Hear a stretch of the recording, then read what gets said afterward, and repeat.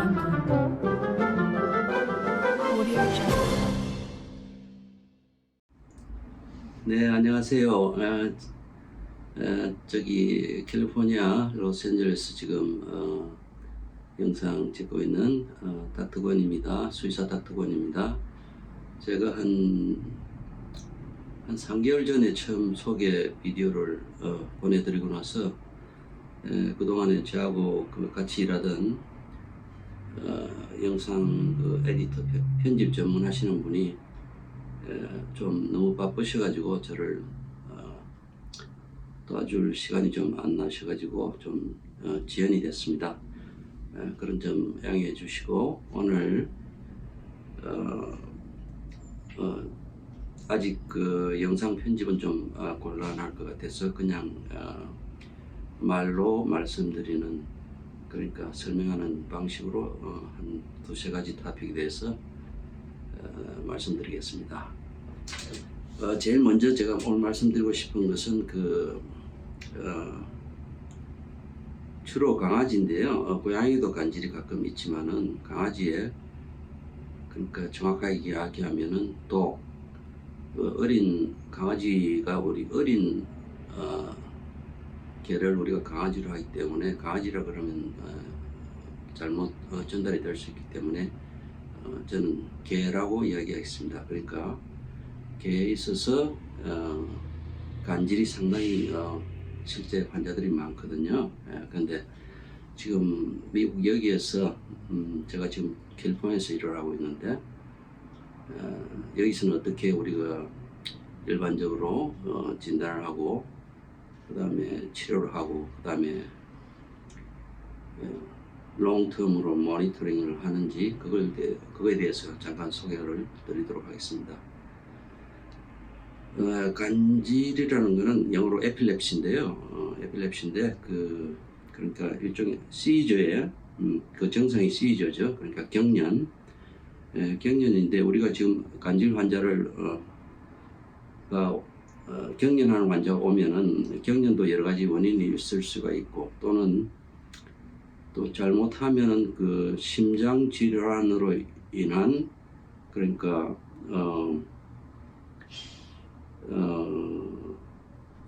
잠깐 이렇게 쓰러졌다가 깨어나는 그걸 영어로 syncope라 그럽니다.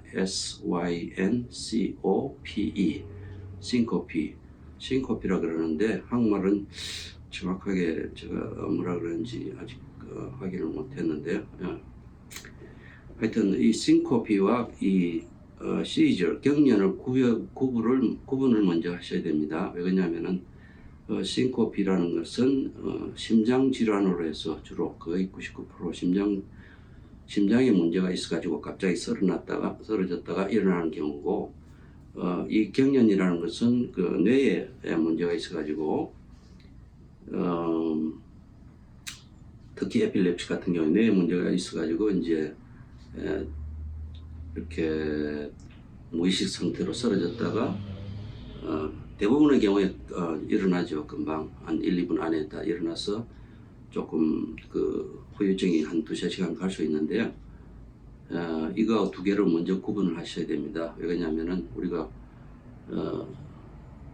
심장질환 환자를 진단할 때는 완전 진단하는 방향이 달라지죠. 예를 들어서 chest X-ray 또는 EKG나 또 심장 초음파, 에코 이런 방향으로 우리가 진단을 해야 되고, 이 경련 환자들은, 간질 환자들은 우리가 혈액 검사, 주로 이제 이런 소변 검사, 그 다음에 최종적으로는 손님들이 원하면은 MRI, 브레인, 뇌의 MRI를 할 수 있죠. 그러니까 완전히 가는 방향이 다르기 때문에 초기에 syncope인지 seizure, 경련인지 분명하게 우리가 구분할 필요가 있습니다. 그러면 오늘 이제 여기서 seizure, 경련의 원인이 되는 건 우리가 간질 외에도 여러 가지가 있을 수 있습니다. 예를 들어서 간질환이라든지 하이포글라이시미아 등 다른 원인으로 경련이 일어날 수도 있고, 또는 독성 물질을 먹고 또 경련이 일어날 수도 있습니다. 미국에는 옛날에 요즘도 많이 있는지 모르겠는데 그 달팽이 이 주택에 살다 보면 달팽이 약 같은 거 그 달팽이가 집 앞에 이래 왔다 갔다 하면서 발에 밟히고 하니까 그거를 주기 위해서 달팽이 약을 이렇게 정원에다가 놔두는 수가 많이 있습니다. 근데 그게 개들이 좋아하는 아주 맛이 있다 그래요. 그래서 그걸 먹고 경련을 일으키면서 병원에 오는 수가 많이 있습니다. 이런 경우도 있고, 그래서 여러 가지 경련의 원인이 있는데 그거를 우리가 간질인지 아닌지를 이런 감별 진단을 하기 위해서는 우리가 몇 가지 좀 짚어봐야 할 게 있습니다. 그래서 먼저 그런 환자가 오게 되면은 집안에서 어떤 일이 있었는지 또는 어떤 환경에 살고 있는지 여러 가지 그런 질문들을 먼저 하게 되죠. 물론 한국 같은 데서는 대부분 아파트 안에서 살게 되니까 비교적 좁은 공간에서 사니까 그 히스토리 테이킹, 그러니까 그 부분에 대해서 그렇게 어렵진 않을 것 같은데요. 여기는 조금 활동 범위가 넓다 보니까 또 다른 이유로 해서 경련을 일으킬 수 있는 그런 가능성도 있기 때문에 일단 손님으로부터 좀 자세히 이야기를 들어보고 그러고 이제 진단을 하게 됩니다. 그래서 그 정상은 시저는 이제 우리가 싱코피하고 좀 다르게 약간 다른 차이점이 많이 있지만은 언뜻 보기에는 또 혼동이 될 수 있는데 보통 시저 에필lep시 환자들은 보통 성격이 좀 예민한 편이죠. 그래서 이렇게 좀 안절부절하고 이렇게 사람 같으면 걱정이 많은 사람들처럼 그런 경우가 많습니다. 그리고 실제 이제 시저 경련이 일어났을 때는 이제 이렇게 턱을 이렇게 떨면서 침을 흘리고, 그리고 대체로 이제 다리가 뻣뻣하게 이렇게 흔들면서 경련하는 경우가 많습니다. 그리고 보통 한 1분, 대부분 한 1분 안에 이제 그게 끝나게 되는데 심한 경우에는 예를 들어서 30분이 갈 수도 있고 1시간이 갈 수도 있고 하루 종일 할 수도 있습니다. 그런 경우에는 아주 심한 경우고 사람의 경우도 마찬가지로 내가 알고 있는데, 하여튼 근데 대부분의 경우에는 1, 2분 안에 손님들은 보통 3분, 5분 이렇게 이야기할 수 있지만은 그 시간이 굉장히 기다리는 시간이 길기 때문에 손님분들이 실제 말씀하시는 시간보다도 그 실제 경련 시간은 보통 아마 적은 거로 그렇게 판단이 됩니다. 그리고 깨어나서 이제 조금 아무래도 2-3시간 동안 좀 이렇게 약간 정신이 혼미한 상태가 지속되고요. 그런 거를 이제 우리가 참조를 해서 진단을 하게 되죠. 그래서 그리고 나이가 또 문제죠. 나이가 대부분은 이제 2-3살, 보통 5살 이하죠. 그러니까 첫 경련 이런 상황이 온 게 대부분 5살 이하고, 만약에 8살, 9살이나 10살 먹은 노견이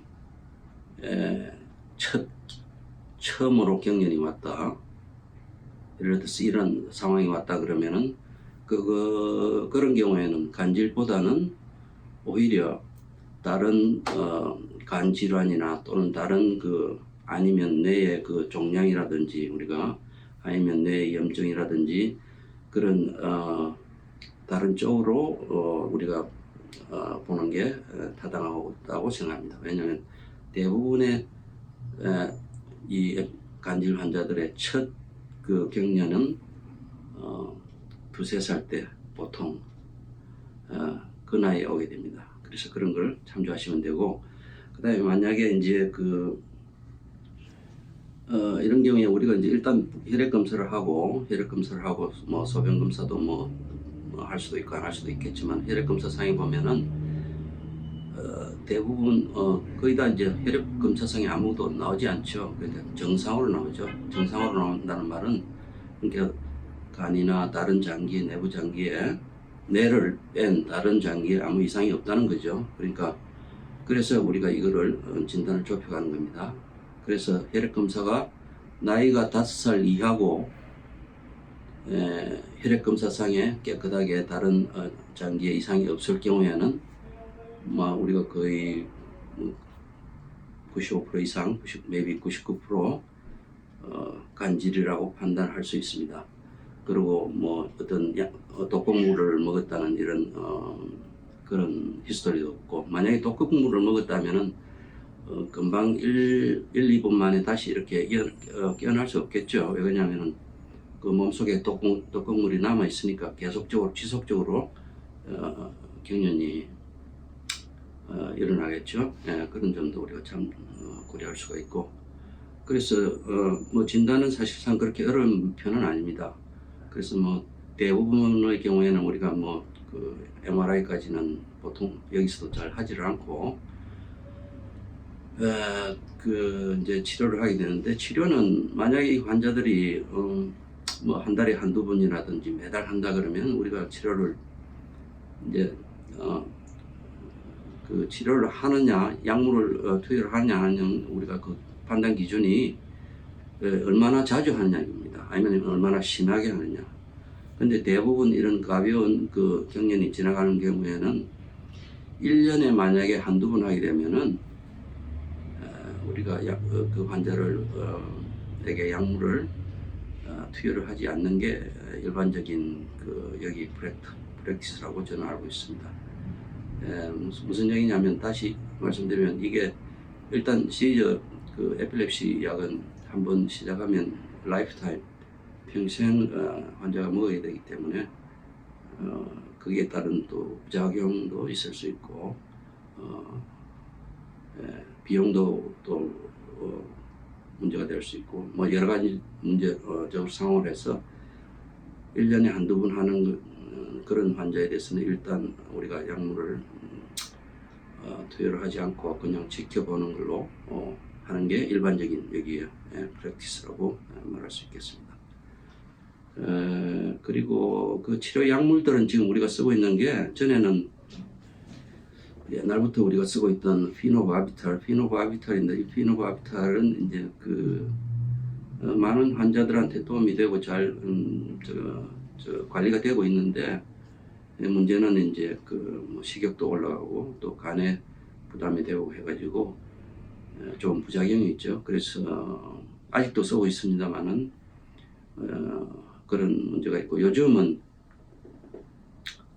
한때는 또 그 포타슘 브로마이드라는 그 약이 있어가지고 그것도 쓰고, 아니면은 이렇게 컨비네이션으로 두 가지 약물을 이렇게 함께 쓰는 경우도 있고 이랬는데, 요즘은 포타슘 브로마이드는 그렇게 별로 쓰는 것 같지가 않고, 케프라라는 약이 있습니다. 이게 브랜드 네임인데 그 지네릭 그 케미컬 네임이 좀 길어서 제가 그냥 케프라라고 말씀드리겠는데, 이거는 부작용이 훨씬 적은 것 같고 아주 좋은 약인데, 한 가지 문제는 피노바비탈은 아침 저녁으로 하루에 2번 주면은 되는데, 케프라는 하루에 지금 3번을 줘야 된다는 그런 문제점이 있습니다. 그래서 직장을 다니시는 이런 분들이 만약에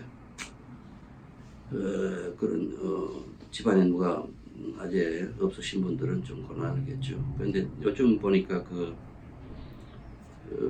이렇게 릴리스가 캡슐 약이 릴리스가 천천히 되는 거 200ml짜리가 나온 것 같아요. 그래서 약간 큰 개들은 그거는 하루에 2번 주는 그 캡슐이 나와 있더라고요. 지금 큰 개들은 우리가 그거를 쓸 수가 있습니다. 일단은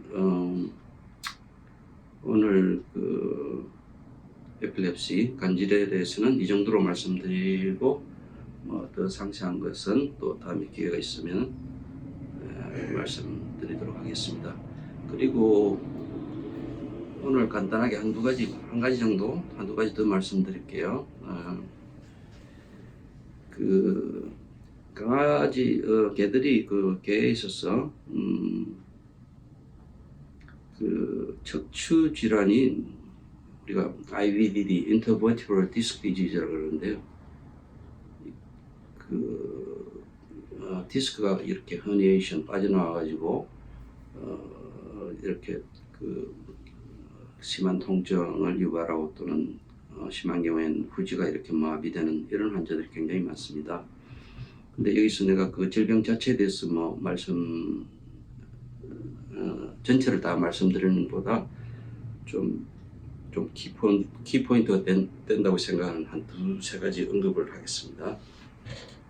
그리고 환자가 이렇게 올 적에 IBDD 환자하고 아까 제가 간질 환자하고 그 경련하고 그 심장에서 심장이 원인이 돼서 온 싱코피라는 그 두 가지 그 증상에 대해서 구분을 할 필요가 있다고 그랬는데 IBDD도 마찬가지입니다.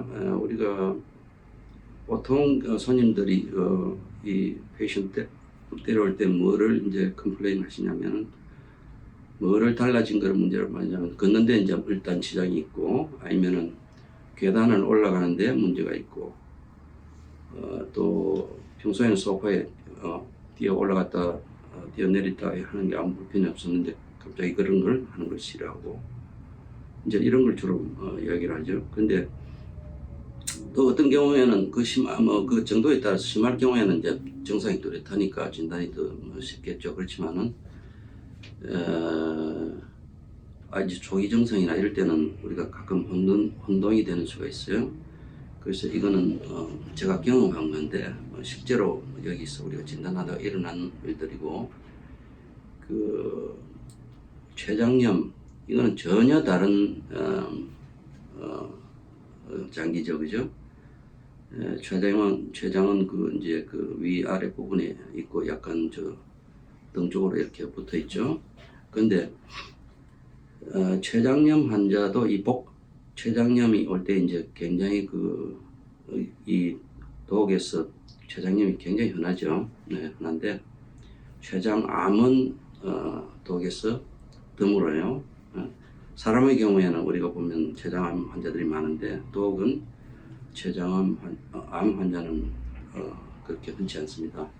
그런데 췌장염, 인플로메이션, 췌장에 염증이 오는 그런 환자는 굉장히 많습니다. 근데 그 증상이 이제 복통이 심하죠. 그러니까 이런 경우에는 복통이고 아까 내가 처음에 말씀드린 그 척추 질환으로 오는 거는 이제 척추에서 오는 통증이죠. 그런데 우리가 이렇게 환자를 옆에서 볼 적에는 또는 촉진을 해가 손으로 만져볼 때에는 배 있는 데를 만지면은 췌장 환자도 그 통증을 느끼고 배를 약간 이렇게 밀어 올리든지 이렇게 하면은 척추에 문제인 환자들도 통증을 느끼게 돼 있어요. 그래서 이게 잘못하면은 실제 그런 케이스를 제가 좀 오진을 한 경우를 봤고 저도 과거에 경험이 없을 때 오진을 뵀을 가능성도 있어요. 그래서 그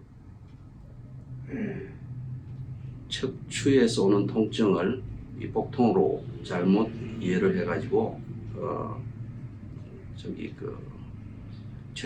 췌장염이나 또는 이 복통에 관련되는 그쪽으로 치료를 하다 보면은 이게 환자가 나아지지 않겠죠.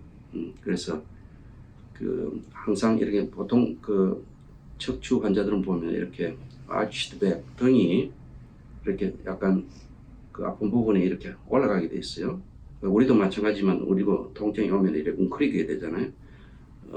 강아지들도 마찬가지입니다. 이렇게 약간 웅크리기 때문에 등이 올라가게 돼 있습니다. 그게 하나의 또 증상이고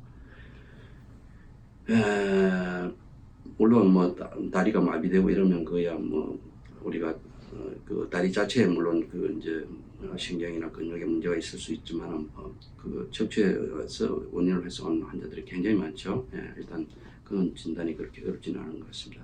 그래서 췌장염 환자와 물론 췌장염 환자는 뭐 다른 증상이 있죠. 예를 들어서 뭐 토하거나 설사하는 게 있는데 가끔 그런 실수가 난다는 걸 제가 말씀드리고 싶고, 그리고 이거는 뭐 저만 경험한 게 아니고 그 텍사스 A&M의 그 게스트로엔테롤로지, 그러니까 위장내과 전문의도 이런 말씀을 그 세미나에서 하시더라고요.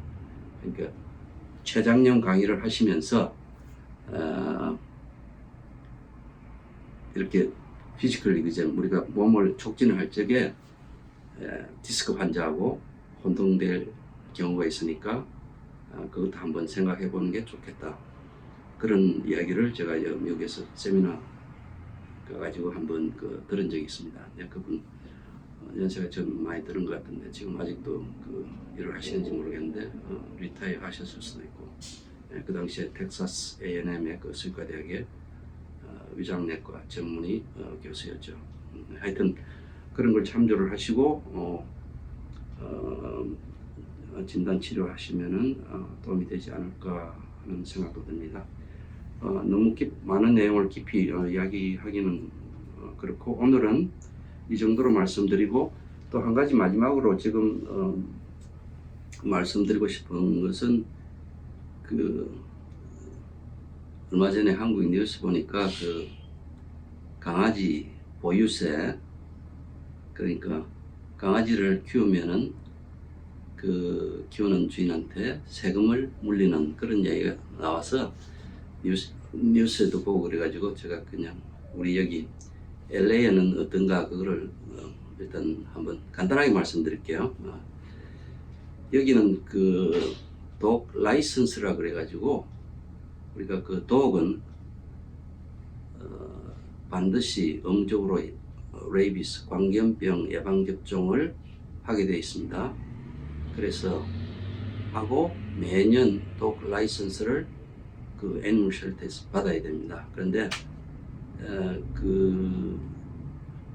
우리가 첫 광견병 예방 접종을 3개월에서 4개월 사이에 하게 되고 법적으로 의무적으로 하게 되어 있습니다. 그리고 이제 그 예방 접종을 한 즉시 애니멀 쉘터 시리에서 운영하는 그 애니멀 쉘터에 그 독 라이선스를 어플라이 해야 됩니다. 그래서 그때는 이제 예방 접종 기록하고 그 다음에 그 수수료를 라이선스 피를 내게 돼 있는데, 그게 1년에 얼마냐 하면은 지금 현재 제가 확인해 보니까 1년에 20불입니다. 20불.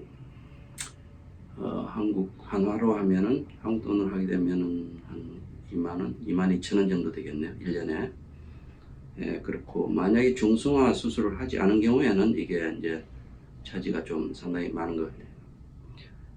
얼마인가 제가 오늘 확인을 해 보니까 1년에 100불에서 335불까지 이렇게 되어 있습니다. 더 구체적인 것은 필요하시면 제가 다음에 말씀드리겠는데, 하여튼 참고로 여기는 그렇게 되어 있다는 걸 말씀드리고, 그래서 아마 그 애니멀 쉘터 같은 거를 유지하는 거기는 수의사도 상주하는 수의사가 있습니다. 그 이제 시리 공무원으로 해가지고 수의사들이 있는데 그런 수의사들 또는 저소득층을 돕는 그런 그 중성화 수술, 지금 여기도 이제 그 펫 오버 파퓰레이션, 오래 전부터 이런 그 스트레이 캣이나 독이 너무 많아가지고 또는 그런 그런 애들 관리하는데 시정부 예산이 많이 들기 때문에 상당히 그 골칫거리로 이렇게 되어 있죠. 하여튼간에 지금 근데 거기서 제가 판단한 데는 독 오너들 20불 1년에 20불 가지고는 아마 그런 경비가 도저히 안 될 겁니다. 그래서 아마 시에서 예산을 많이 투입해 가지고 그런 애니멀 쉘터를 운영하고 여러 가지